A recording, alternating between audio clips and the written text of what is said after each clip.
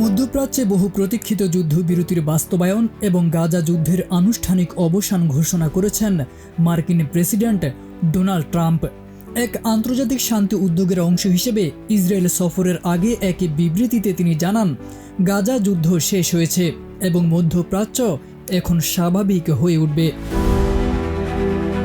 Trump জানান, Israel ও হামাসের মধ্যে সই হওয়া যুদ্ধবিরতি চুক্তির আওতায় সোমবার স্থানীয় সময় দুপুরে হামাসের হাতে থাকা জিম্মিদের মুক্তি দেওয়া হবে।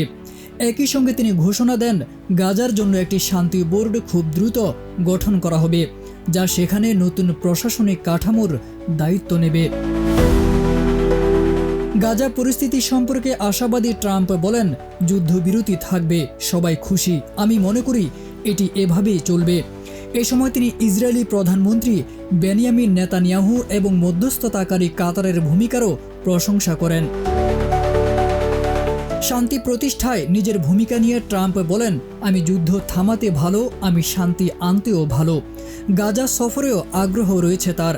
ভবিষ্যতে গাজাকে ঘিরে আশাবাদী হয়ে তিনি বলেন, আমি বিশ্বাস করি আগামী কয়েক দশক ধরে গাজায় অলৌকিক কিছু ঘটবে।